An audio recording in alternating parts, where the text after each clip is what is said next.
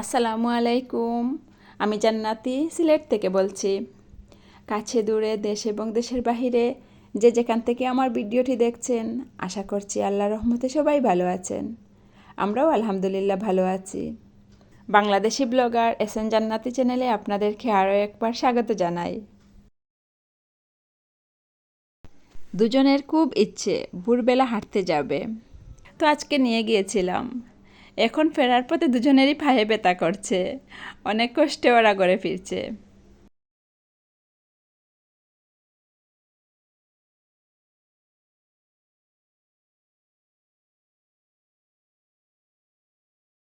সকালে রান্না করে এসে প্রথমেই যে কাজটা করি, রাত্রে ধুয়ে রাখা বাসনগুলো জায়গা মতো রেখে দেই। তো আজও তাই করছি।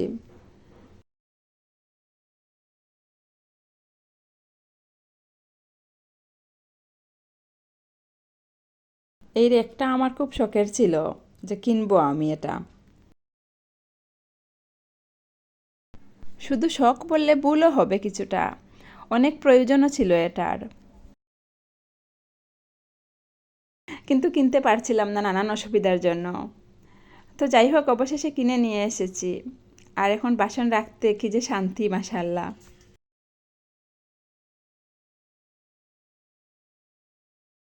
দেখতে ছোট হলেও অনেকগুলো জিনিস রাখা যায়। আর আমাদের ছোট্ট সংসার, জিনিসও কম, তাই খুব সুন্দরভাবেই চলে যায়। আসলে শুধু শখ থাকলেই হয় না, সেই সাথে সাধ্যটাও থাকতে হয়। তো সবসময় স্বাদকে এত বেশি প্রশ্রয় দেই না, কারণ স্বাদ এবং সাধ্য দুটোর যদি কম্বিনেশনটা না হয়, তাহলে কিন্তু জীবনে অনেক বেশি সমস্যায় পড়তে হয়। তো এই বিষয়গুলো চিন্তা করে এটা আনতে অনেকটা সময় নিয়েছি।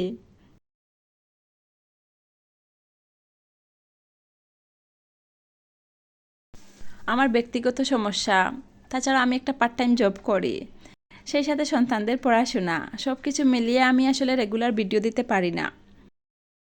তো যেহেতু দেরি করে ভিডিও দেই, তাই ভিডিওর রিচও কম হয়। এটা একদম স্বাভাবিক বিষয়। ভিডিও দিচ্ছি কম, রিচ তো হবেই কম, তাই না?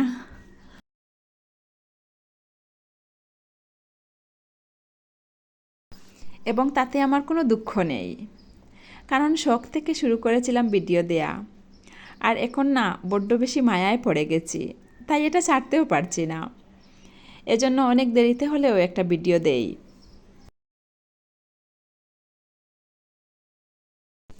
তারপরও আমার ভিডিওগুলোতে প্রতিনিয়ত নতুন নতুন আপু ভাইয়ারা যুক্ত হচ্ছেন। অসংখ্য ধন্যবাদ আপনাদেরকে এভাবে আমার পাশে থাকার জন্য।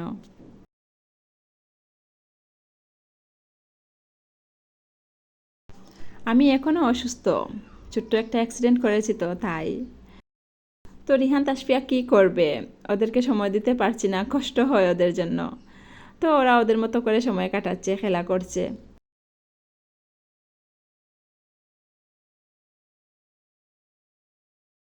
কিছুদিন আগে আমি ছোট্ট একটা অ্যাক্সিডেন্ট করেছি। তো আপনাদের দোয়ায় তেমন কিছু হয়নি, মাশাআল্লাহ, আমি এখন সুস্থ আছি আলহামদুলিল্লাহ। কিন্তু এই অসুস্থতা আমাকে বুঝিয়ে দিয়েছে পৃথিবীতে এখনও এত ভালো মানুষ আছে। সবার এত ভালোবাসা, দোয়া যে পেয়েছি, আমি আসলে নিজেকে খুব লাকি মনে করছি।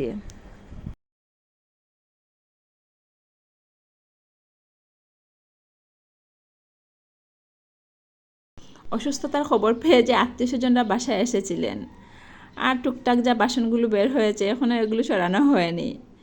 তো একটু একটু করে এই কাজগুলো করছি।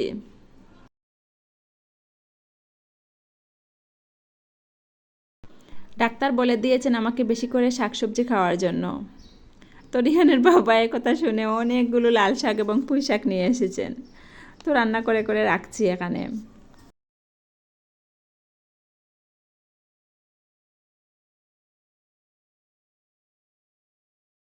এই মাংসগুলো আগের রান্না করা ছিল, তো এগুলোকে খুব ভালোভাবে ভেজে একদম কালো বোনার মতো করে নেব।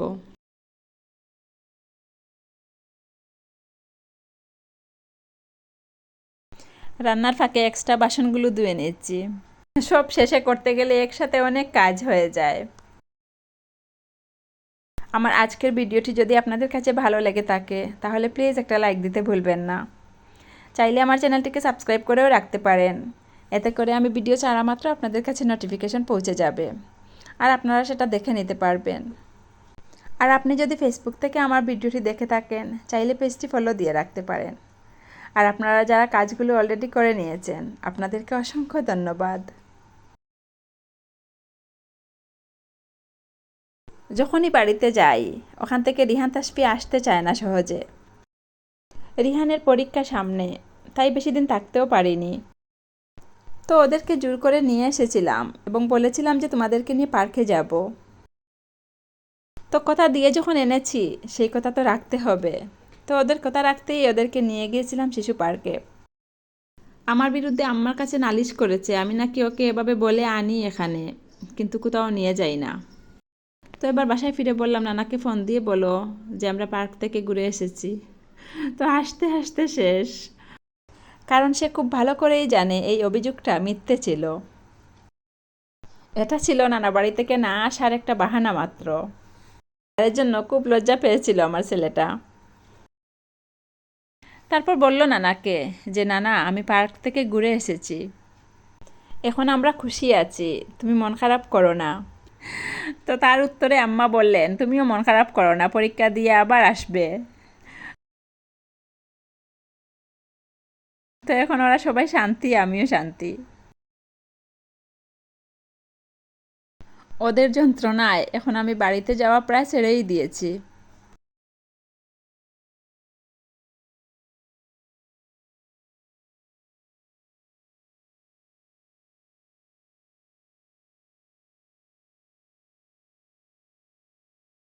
শিশু পার্কে রাইডগুলোর চেয়ে ভাস্কর্যগুলো দেখতে বেশি ভালো লাগে।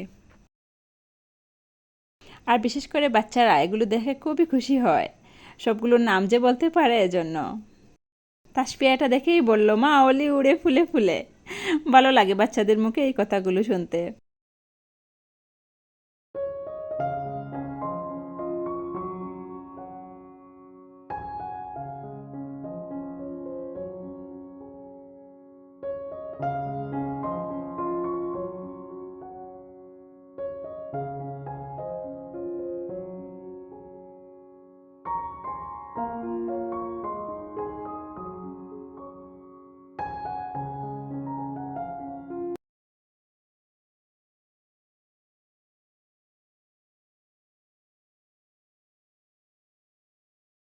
পশু পাখির ভাস্কর্যগুলো দেখে তো দুজনেই নাম বলতে পারে মাশাল্লাহ। কিন্তু বন্দুক হাতে নিয়ে এই ভাস্কর্যটা দেখে এবার রিহান বলল মা এই দেখো আমরা যুদ্ধ করে দেশ স্বাধীন করেছি, 16ই ডিসেম্বর আমাদের বিজয় দিবস। কারণ ও এটা বই থেকে শিখেছে, 1971 সালের মুক্তিযুদ্ধ নিয়ে একটা চ্যাপ্টার আছে ওদের বইয়ে।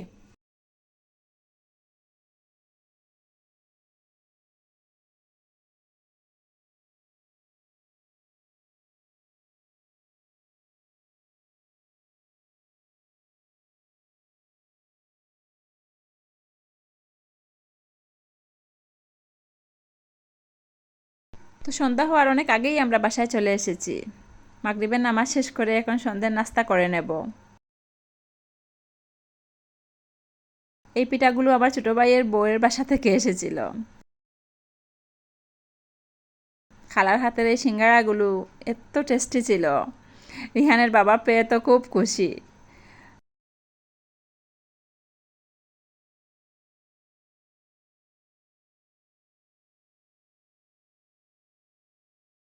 আর লবণের এই পিঠা তো আমাদের সিলেটের মানুষদের কাছে কত প্রিয়, আমরা প্রায় সবাই এটা খুব পছন্দ করি।